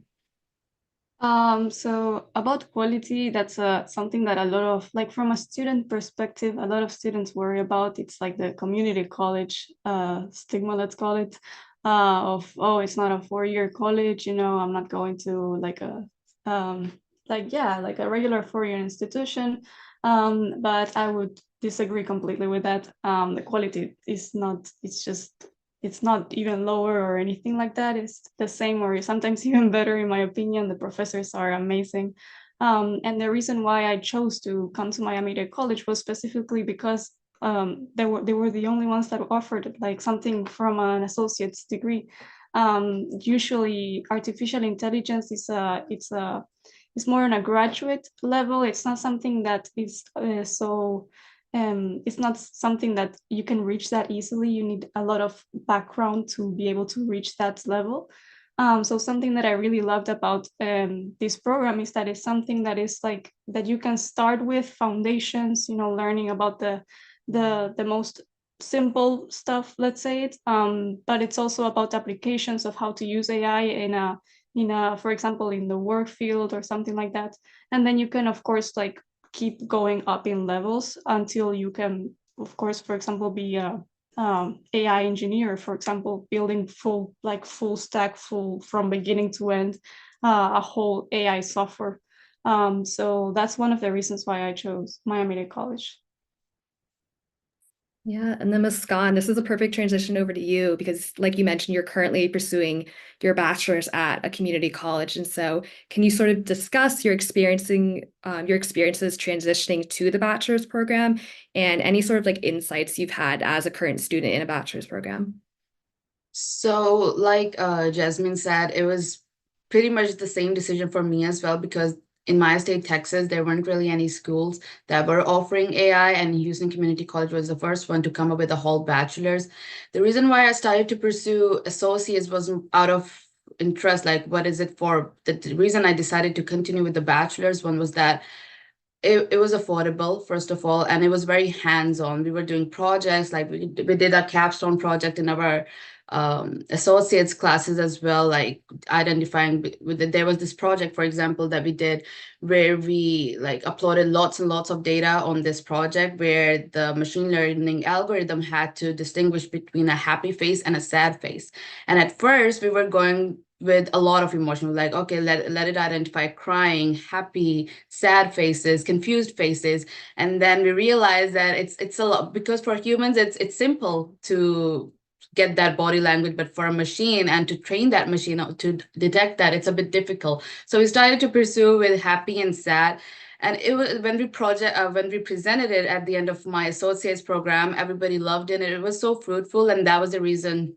And I think so that was the very first moment that I decided, you know what, I think I might go into bachelor's as well. And it's starting this next semester anyways, so I might as well go into it. And what I really liked was the hands-on, different companies interacting with community colleges to make sure they have all the material. We had NVIDIA donate Jetson Nanos for our robotic classes, and we use those Jetson Nanos to do image recognition, object recognition. And at community colleges, it's such small classes, and especially we were the first cohort, so it's maybe a couple students in there, less than 10. And it was a very direct, it was more of a mentorship than a class, and everybody is there to help you out. You can go reach out to different students. It's such a beautiful community, and you never know who you can interact with or network with, and they can help you out with your project. They might be your senior, they might be your junior in the program, and they'll know things better than you in some cases. So it's always helpful to reach out to people. And community college, it's community college for a reason. There's a community of people that work with you. So affordability, mentorship, direct interactions, and hands-on, these were the reasons why I decided to pursue my bachelor's in there. And it's been really nice. Last year, we worked with my professors and a team of 2 students, and we make this project called ATM, Automated Triage Machine. And we submitted it for Intel AI Global Impact Festival. And I was very honored to win the country award for 2023 for the Impact Global AI Festival organized by Intel. So that was very fruitful as well. And you realize that all these things that you're doing at a community college is being recognized by these big companies like Intel, NVIDIA, for example. So it was definitely very fruitful, and there was no doubt in my mind, especially when I presented my project, the capstone project, at the end of my associate's degree, that I wanted to pursue a bachelor's. And I knew that this is something that I like, because it's very hands-on. Every industry, no matter it's health, video games, entertainment, retail, any industry is using these facilities. You see AIs everywhere. Any website you go to, they have an AI chatbot ready to chat with you. So I knew that I'll find something eventually hands-on to be able to work with after I graduate from this bachelor's program. So it was very natural for me to go for the bachelor's program and at the community college because it was the only one offering in the state that I was in. Yeah, and so I think it's great to hear about the specific like projects and experiences you've been able to gain from your program. And so on this topic of how hands-on your program has been and the work-based learning opportunities you've been able to interact with, like we heard in our first panel, many community college AI programs have strong ties to employers, which we know is vital for preparing students for the workforce. And so there have been substantial investments from employers like Intel, Dell, and Amazon in AI programming at community colleges in particular. And so, Josh, you're currently working at an AI startup company. And so how do you feel that your program prepared you for employment opportunities in AI? And what are some of the skills or experiences that have been most valuable to you so far? Yeah, I think that the program did an excellent job of kind of preparing for what could be expected, right? So for my program, the head of it, Habib Matar, did a variety of different AI things, right? They had spoken in the first panel about how AI, you know, people are like, let's do an AI job, right? But AI could be computer vision, AI can be machine learning, AI can be agents, AI can be, you know, there's a million different, like it can be a million different things, right? So having that understanding allowed me to apply for a bunch of different roles when I was first starting out, whether it was, again, right, general machine learning types of things, whether it was working on chatbots. I had some potential, I had some interviews and some offers from companies that worked with like Google for contract positions and things like that as well. But for myself, you know, what it came down to really was you know, figuring out, and obviously my program was new at the time. So I think that the connection of having the industry backing is always good, but again, there needs to be that direct pipeline from schools into industry. And while I was there, and even recently, I had spoken. I'd spoken with I had gone in for Chandler Gilbert. Actually, is planning on getting hopefully a bachelor's program here shortly, but I had spoken with the education heads about getting that to a bachelor's program, just because a lot of my you know, former students that were in the program as well had had a hard time finding work after finishing the program. Some of them even after doing internships with some of these companies. So for myself, you know, I think the program does a really good job of setting people up for these positions. There's always going to be on the job training. I think that the essential part of these positions, though, is really making sure that there are actual positions for, you know, these students to go into once they're done. I think for myself specifically, going into a startup at the time was, you know, after you know, four months of being graduated and still looking for these positions. Not to say the interviews and things didn't happen, not to say that, you know, the skill sets weren't there, but you know, it was still so new at the time that people weren't really sure what they did or didn't need. So I think the program set you up for success. I think it really comes down to making sure that continued success is leveraged on wherever you're going, and hopefully having either some sort of knowledge group or someone who is and maybe industry leaders who are, you know, local, that can help out to actually get these students into these positions, and making sure that, you know, they are following up on these journeys. Obviously, that can be a lot to expect for some of these larger companies, but it is something that we want to make sure that I think that they are prepared and they are ready to do it. They just might need that assistance to actually be ready and be in the industry for it. Yeah, and then Jasmine and then Muskan, you're both going to graduate very soon with like your AI education. So as current students who are looking for employment opportunities, can you sort of discuss what types of positions that you are seeing out there, and how do you see the skills and experiences that you're currently learning in your program preparing you for these positions?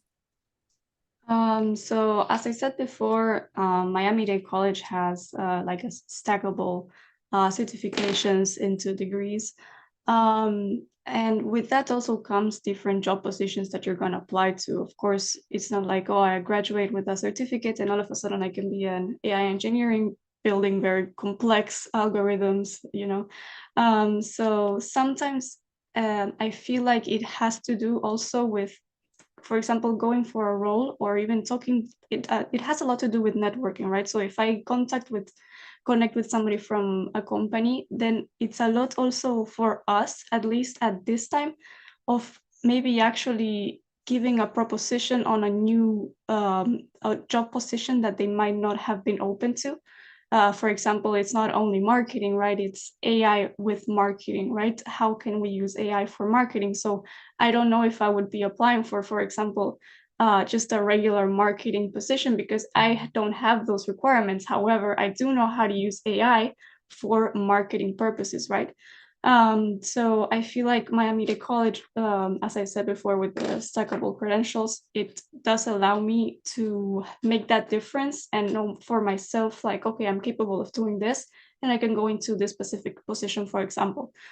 We also have a lot of students that are actually in the work field, and they just come back and say, oh, I would love to use AI for my work, for example, or local businesses even. I want to use marketing in my company. I have no idea how to grow my small business. Teach me how to use AI for this, right? So Miami-Dade College offers specific classes specifically for that, right? AI for business, for example, is one of them. And also something that is great, and I had the opportunity to do actually a couple of weeks ago, and it has to do with networking and a lot of opportunities that community college gives us, is that I was able to go to Washington, D.C. To represent Miami-Dade College as a student at the NSF Congressional Summit. And it's awesome that I can do networking such as that. And it's something so big, and it allows me to not only talk about MDC's AI initiative, right? But also about everything that has to do with me personally, all of the roles that I employ being a student, and doing projects, for example, in robotics or AI software development or whatever I'm doing, right? So yeah, that's a big part of that also, networking. And for me, I would say Houston Community College, they did a great job at having collaborations with these companies. Like I was mentioning, we had NVIDIA donate Jetson Nanos to us. We recently had a collaboration with Qualcomm as well, and they gave us their clustering kits that we built in one of our classes, robotic classes. And we recently partnered with Wolfram Alpha Pro as well, and we had their system modular, Mathematica, and use these for our projects as well. So it's a nice way to get their name out as well. Oh, these are the resources that we as students are able to use for free because we're pursuing a field such as AI. And I would really like to mention that we at Houston Community College, we do this AI conference every single year. And this year in 2020, we're preparing for it already. And 2025 would be our fourth time doing it annually, where we invite speakers from different industries, oil and gas, health, retail, and people from NVIDIA, AWS, Amazon Web Services come, and they share how they've been using AI and how they're making sure that it's bias-free and it's accountable for everything what people have concerns for. So that event is another great way to network with people. Like Jasmine said, it's really important. Networking is really important because when you're pursuing a degree, you are creating a skill set that your employer needs from you, but you also need to put yourself out there. You also need to let people know that I'm here and I'm pursuing this as a field and you might need me in future. That's where networking come in, and you have platforms like LinkedIn or like career fairs or conferences like we do at Houston Community College every year, where you introduce yourself to people. And I have a club, we have a club at Houston Community College, which this year I'm the president for. It's called Computer Science Association Club, CSA. And the students in 2021 were the first batch to come up with this idea to organize that AI conference. And they did it in a month of span, and it was real. You've organized this, so you know how much of hard work goes into organizing an event like this, and especially if it's in person. And it was a 2-day event. So they did all that in a couple of months, and it was a huge success. So everybody decided that, and especially the management in HCC decided that they'll follow through with it every single year, because AI is already getting bigger as ever. It's revolutionary, like TV and internet were, and it's going to change the world, and it's going to change how people operate in everyday tasks as well. So I feel like HCC doing all these networking opportunities, and because we're like such a unique class at HCC, they take us to these events as well. We recently went to Institute of Supply Management as well, where they mentioned how they're using AI in logistics and supply chain. And it helps me in my point that I made earlier, that it's literally being used in every single field that you can imagine, and the scope is ever growing as ever. So one thing that I've really noticed in HCC is that all the projects that we do, it's very team organized. So whenever you're working in corporate or you're looking for jobs, you have to be very well oriented, because if you know some stuff and you're intelligent enough to know, but you cannot communicate it to other people in simple words, there's usually no point of you knowing it if you can't work with a team collaborating on that project. So leadership opportunities, teamwork is really a skill set that I've been able to build in HCC as well, because most of the projects that we're working on are very team organized as well. And when it comes to the question of looking for jobs, as Joshua mentioned that they were the first cohort, so it was a bit hard for them to look for jobs.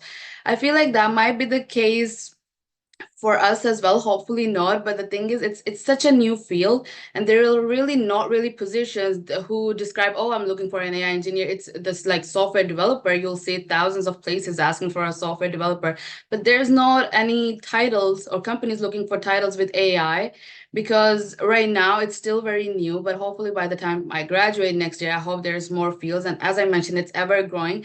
So the titles need to be out there. It's not yet, but people are working on it. That's what I personally feel, that industries, they realize the importance of it, and they're really now looking for people that can help them with this AI stuff. And I feel like we, like different colleges, especially community colleges that are pursuing and students that are pursuing these AI things at these community colleges would be a great fit for these future jobs that the companies eventually would come up with. Yeah, and on that topic, there are only so many AI offerings out there right now. And like as Joshua mentioned, there weren't very many when he first began pursuing AI. And so as current students and like also graduates, is there anything you would wish you had known before starting your AI program, or any sort of advice to those working at community college who are looking to establish their own AI offerings? Maybe Josh, you can start with this one. Sure. Yeah, no problem. Yeah, I think that like both Muskan and Jasmine mentioned, I think that an important part of it really is, it's marketing yourself, right? It's having that network and understanding of being able to socialize and have those sorts of communications. So if you're at a community college level, right, whether it's talking with, maybe you just have the professor, right, but they might know somebody who knows somebody. If you get people who are in industry, I think that that's super helpful too. Other words of advice I would honestly give to anyone is always just apply for the job, right? Regardless, the worst thing that's going to happen is maybe you don't get a response back. Maybe you don't, maybe you get that rejection letter. But if the job says, hey, we're looking for, 3 years or 8 years of experience and a PhD and whatever it is that you want it to be, just apply for the job. Like it doesn't matter at the end of the day. Worst thing that can happen is they reject your application. It's better than not having applied for it at all. I think that a lot of it comes down to, right, the perceived entry barrier to entry that people see. So a lot of these positions, again, right, they are, it's engineering specific, or it's AI engineering, and so it's like we want a PhD in, these areas where, even in the panel before this, and as we've spoken about, AI is a constantly evolving field, where something that was relevant last week, obviously in a little bit of an exaggeration, but not always the case, right? Something that was relevant last week can become obsolete within a matter of days. So it really is also about staying up to date on what the newest technologies are and being aware of like what the next thing to come out is, because even in your program, and even in the time that, in my program, it went from ChatGPT was just a thing that had just become publicly available, to now something where if you say that, most people I think recognize, either they know what GPT is, or that sort of model, and have an understanding of it, or at least people who are interested in the space do, right? And that's only going to continue to progress. I think that having the understanding that this technology is the worst it's going to get, and so knowledge and having the opportunities to know, hey, this is what's on the forefront, this is what's going to be what's next, and really future proofing yourself is going to come down to, again, those connections that you make, and being able to show and have a work portfolio, I think, or just an example, right? Some sort of project that you can show that says, hey, I did this, and it might not be an exact one-to-one on what you're doing, but here's what I can provide to the team. And I really think that that's the most important part, is just being able to put yourself out there, take the opportunities that are presented to you, and letting that be what guides you. I think that that's really the most important part at the end of the day, is just doing what you have to do to get the job. Yeah, and then I think we're hearing about how AI technology is developing so rapidly, and I feel like every day I see dozens, if not hundreds, of articles talking about these new like advancements. And so, Right. Jasmine, how do you see AI students in community colleges sort of like adapting to keep pace with these like changes and all these like new updates like we're seeing like every day? That's a very good question, and it's not even only to students, right? It has to do with everybody. It has to do, for example, with my mom, right? She's interested in this, and how do I even tell her where to start, right? There's something new coming out every day. It's sometimes a little bit too much, and you get overwhelmed, very overwhelmed, especially if you are actually studying this, because you feel like you need to know everything. Like you feel like, oh, if somebody asks me, I gotta know what's the latest thing that's going on, or I gotta know that I don't know, that NVIDIA came out with a new GPU that can do this, and and you gotta know everything, right? And it's overwhelming, it's very overwhelming. But one of the ways that we at least combat it is by creating clubs, right? We create, for example, I'm the vice president of the AI Society at Miami-Dade College, and over there we do events, we do workshops, we inform people about what's going on, we tell them, even like it's not a society that's only open to people who are in the degree, like doing AI. It's open to everybody who's interested in it, right? So I have somebody from I don't know, doing nursing school, right? And they're interested in knowing, oh, how can I use AI for personal use or even in nursing? Then they come up to us and we explore the themes. We reach out to people who might know a little bit more than we do. We of course don't know everything, right? But we are trying always. That's why, also going back to what Joshua was saying, it's very important to build a good network, to have connections, to know, oh, for this I can contact this person so that they can help this other person, right? If I don't know something, I know that I know somebody that does, right? And they can also help me to help others, right? So yeah, we are in touch with a lot of speakers, people who are more than willing to, and they love coming to speak to our students. And we also make workshops. If there's something that you don't know, just ask, and we'll figure it out together. And it's not only because it's something so new.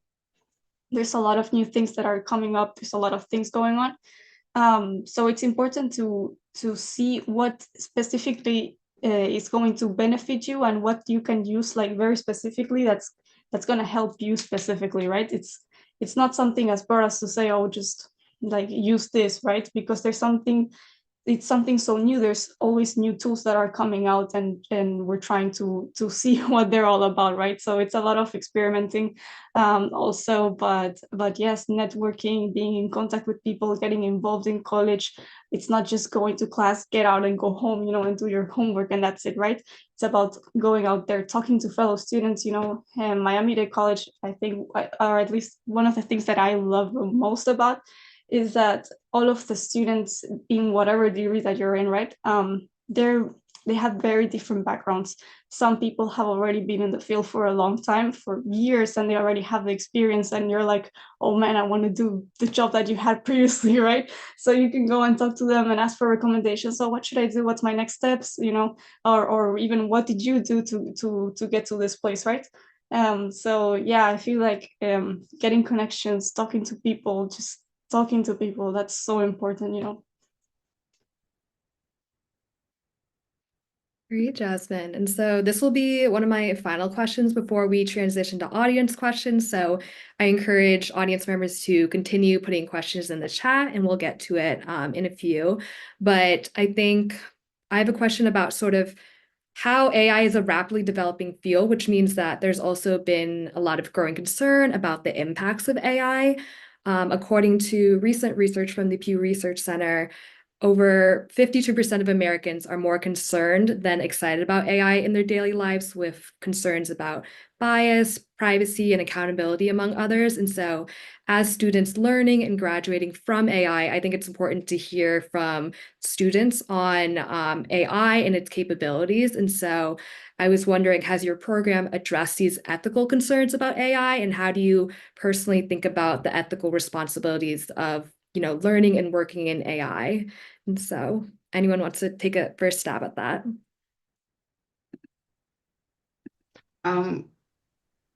I think I can go ahead. So yeah, it's when it comes to AI, ethical considerations are one of my favorite topics as well, apart from data science, because when most of the people in the industry, when a normal person's like, okay, it's going to take over my job, whatever, and people shut it down real quick, oh, it's not what AI is about. It kind of is not, and I wouldn't.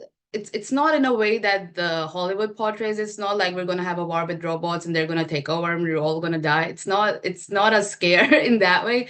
But what I personally fear is how greedy company can get with it, because it is a very powerful tool, and you need to have perfect policies in place for companies to operate with these kind of things, especially because things are happening so quickly with AI. The law enforcement, it's a bit behind on keeping up with all these innovations and making sure that people are safe and their information is secure. And it's I mean, whatever company is working with AI, they are accountable enough. Like, for example, recently we had this company get in like a case with this Hollywood star for using her voice for their OpenAI thing.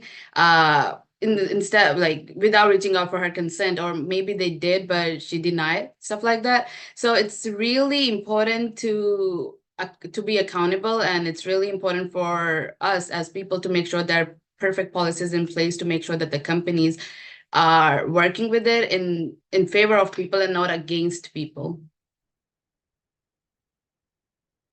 Yeah, and then Josh, you're currently working in the AI field. So can you sort of discuss what you're currently working on and how, as a worker, you're approaching the ethics of AI in your job?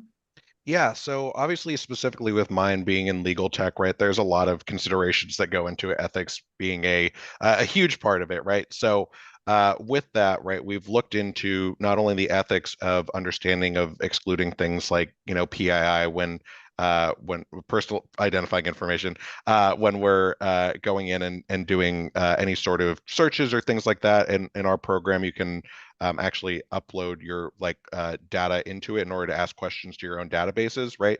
So creating privatized instances, creating models that are, we use a RAG model specifically as opposed to traditional machine learning. Reasons for that being, right, something like that where it's pulling from a curated content library as opposed to training off of user data, right?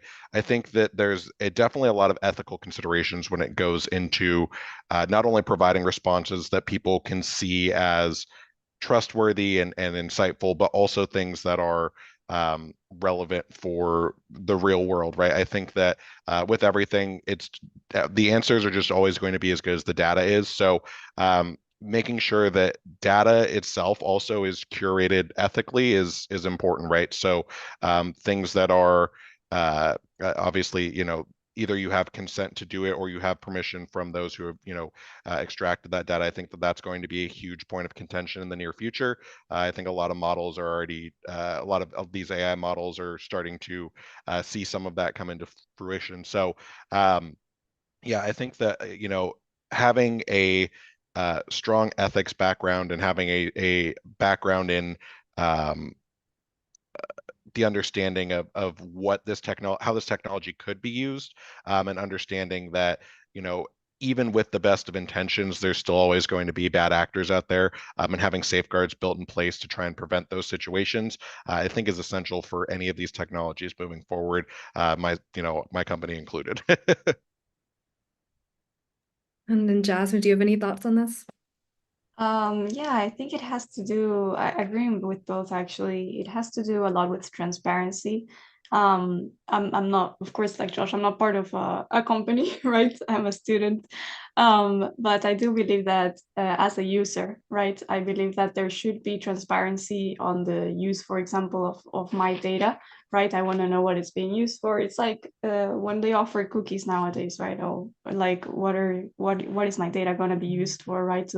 To track marketing, like statistics and better the company's marketing, or like something else, right? So I think it has to do a lot with that, and it's ethical, like there's a lot of ethical dilemmas in AI, and they are actually addressed at Miami-Dade College. One of the courses that is most important to graduate is actually AI ethics. It's not a regular course, it's more like a discussion, right? It's not, oh, I gotta do this homework, or I gotta do this assignment, this exam, right? It's pure, like the 2 hour course or an hour and a half course is pure discussion between us and saying, oh, but what would you do with this? Or like, oh, but how do we address this, right? And it's also about how we were discussing before, keeping up with like legally what's going on, right? The Senate, right? All of the laws that are coming out, right, in different countries around the world, not only in the U.S., right, for the European Union or whatever, right? So yeah, it has to do a lot with keeping up with what's going on around the world, and for me, the most important thing again is transparency.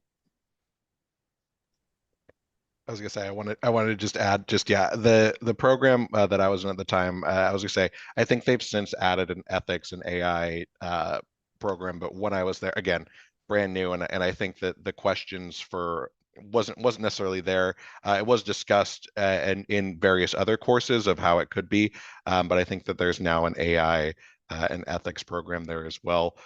With that being said, most of these larger companies at this point also have their own AI ethics policies that maybe haven't been formalized in maybe a legal matter yet, but have been, are shown. I know specifically Intel has an ethics policy regarding that as well. So I think that we're trending in the right direction, and that there is awareness for this. I think also having third party verifications on security for a lot of the AI stuff is important as well. So figuring out what that means in the future, I think, is going to be essential. Yeah, I think it's great to hear that they added an ethics course. And I think as AI education expands at community colleges, we're seeing how student voices matter, and making sure that these colleges are taking back like the input from the students who are learning and like working like directly like in AI. And so sort of transitioning over to audience questions.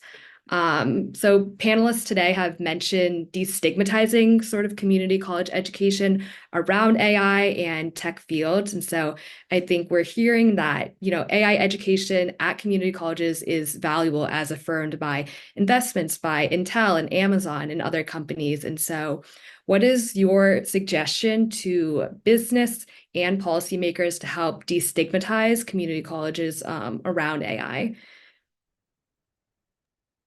I think just give them a chance. I think I think that what it can, honestly, the furthest and the biggest breakdown it can be is just like, there's a reason that they went to do this program, right? There's an intention behind it. AI as it exists right now, even in the community college levels, a lot of the things that I learned, I have people who are now in master's level programs at 4-year community colleges telling me, oh yeah, some of the classes that we did at the community college level were a lot more in depth than some, like, not all of them, right? Some of them are still essential at the higher levels, but a lot of them have overlap between, you need to have a master's level understanding of some of these things, where understanding vector databases, understanding backgrounds, and all of these sorts of the math behind how a lot of this works, it's not always an easy thing to do. And so if someone's putting that effort into it, I think that the breakdown really comes down to, you need to give someone who has a community college degree a chance. And I think that maybe more societally than anything else, we've conflated a 4-year degree with knowledge when that might not necessarily be the case. A lot of the community college, I think, are faster to adopt these programs. They're faster to implement new changes and might actually be more on the cutting edge than something that these 4 years degree might have to go through the bureaucracy of getting it approved before it can actually continue.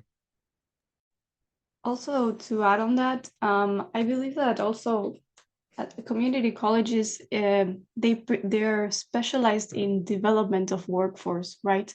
Compared to, for example, graduate level.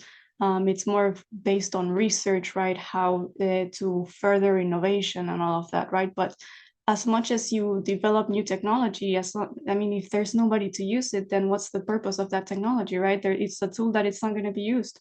So that's why I feel like community colleges are so important, because they teach people how to use these tools and actually apply those, to actually be used and not just left behind, right? Yeah, just to add some points to this conversation, like Joshua said, that give them a chance because they're doing this in the first place for a reason. And like I mentioned, it's very small classes, that everything is so hands-on. And even with companies, especially tech companies, getting hired, especially with the recent layoffs and everything, the industry is a bit oversaturated at the time, but they still look for people who just have certifications. Like if somebody's come up to me and be like, oh, you studied a whole bachelor's at a community college in AI, what are your advices? Like, if I want to pursue it, I always tell them that don't necessarily rely on the curriculum. The curriculum is there to help you, but do go for certifications as well. And when you're a student, you have all these free certifications. There are so many companies that are in collaboration with your college that you can get a discount for a course for, and just getting certifications on the other side and building a personal portfolio really helps as well. And whenever you're looking for, I remember I was attending this webinar organized by Google Cloud, and the person on the hiring team, he mentioned that before I even ask for anybody's name, I look up their GitHub profile. And that's how I know if I'm going to hire them or not. So yeah, work on that personal portfolio. Make sure you're doing side projects. Make sure if anybody looks you up, they have a solid reason to talk to you, because everybody wants to be hired. Everybody's working in AI. You have to stand out. And the thing is, the field is so massive. You have to know what you can help it with. Like you can be good with, like Jasmine mentioned, marketing with AI. You can be good with software developing with AI, and you can be a hardware person or a software person. So you can never do it all. It's so massive that you can never be at all the places at all the same times. You have to know your place in there. Go for certifications and just do it. And Joshua mentioned, like, in the advice question as well, that apply for jobs. Even if you're a freshman, you're a senior, junior, sophomore, go ahead and apply. The worst, literally what can happen is you don't get hired, but you never know what comes out to be out of it. So yeah, whenever these companies are looking at community colleges, and I feel like community college, they really know what they're doing. So yeah, give them a chance, and I'm sure it'll be great. Yeah, and then on that topic of sort of developing your portfolio and developing actual like projects and like having skills under your belt, Jasmine, I know you're currently working as a lab technician at Miami-Dade's the recently opened second AI center. And so can you sort of discuss the opportunities you've been able to experience because of like going to Miami-Dade Community College? Yes, of course. So I started working a little bit, just barely there, a year ago. And it's been amazing, honestly. I get to, of course, help students with projects, right? Be it software development or actually a little bit more hardware. But yeah, it's a lot of getting students involved. It's the AI Center at Miami-Dade College is not only a place where we have classes, it's a place where we do a lot of events. We actually have a lab over there for robotics, right? So we get to do a lot of extracurricular projects as well with other students. I'm there getting the benefits as a student as well, but also like doing the job, right? So on my free time, I'm always there. Honestly, I'm always there just working on stuff. AWS, of course, is a very big sponsor of our program, and we have something called the Deep Racer. It's a car. It's an autonomous car which teaches us how to use some of the essential topics that we study in AI, right? Machine learning, a lot of that, deep learning, and all of that. And it teaches us how to do, for example, autonomous driving, which is one of the applications for AI, right? It's not all about, oh, I just go to class, learn the software development side or whatever, and just go back home, right? Oh, I want to, like, for example, if I want to see how to practically use this information, I go into a lab with other, and for example, I see somebody inside and I just ask, hey, like, what are you doing? Like, can you help me out, for example, using this robot? I don't know how to use it. Can you teach me? Or even if the other person doesn't know, it's about investigating, like learning, developing new technologies, right?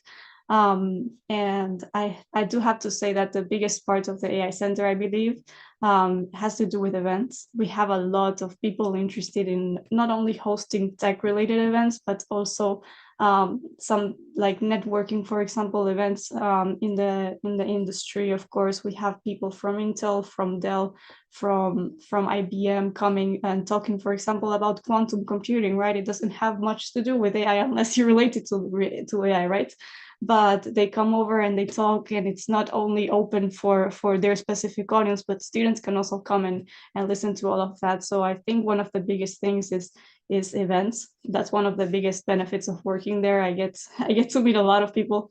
I talk to a lot of people every day, and it's amazing, honestly, just getting to meet so many just like people with different backgrounds. It's not only AI related, right?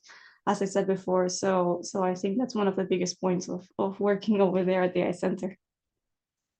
Yeah, I think we have time for one final question, but to the students, how are you seeing entrepreneurship play out in AI programs at community colleges? Are students interested in entrepreneurship? Are there any opportunities? And sort of as final word, like what would help student entrepreneurs at community colleges? I was gonna say, go ahead. Sorry. No, I was gonna say, I just had that meeting with Chandler Gilbert with the Education Board, and we had a lot of alumni as well as previous students in there, and entrepreneurship was one of the biggest things that they talked about of wanting to start their own sort of projects within AI. So I really see that being myself working at a startup. I really see there's going to be a lot of AI potential for AI, a lot of potential, again, since it's going to impact every industry, regardless of what it is that you're doing. I really see a lot of growth in that. So I think that's a direction where these community colleges are going, and a lot of people might have their heads out just because it's still so new, and it's still something that people are trying to figure out how to integrate it. I think that it really is going to be one of the biggest hubs of new entrepreneurship to come in the next 5-10 years for sure. Yeah, I'm located in Miami, right?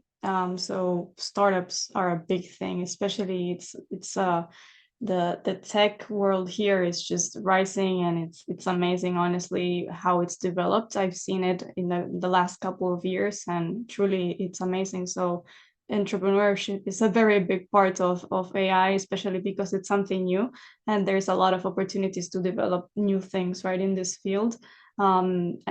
And it's challenging, I do gotta say, because you're coming out with something that maybe nobody has ever done before, right? You're kind of trying to reinvent the wheel sometimes, and you don't know where to even go, right? So that's why I feel like the community, right, as Muskan was saying before, being part of a community is very important. It's you're not alone, right? You have contacts, you have people who might be able to help you, even if you're trying to do something completely new, right? There's always somebody who's willing to help you, right? And yeah, just to add to that, the field of AI, it essentially is very innovative, and it needs ideas. I mean, the very first step is to have ideas, and then AI comes in, and then you make it all practical. That's the thing I found most interesting about AI.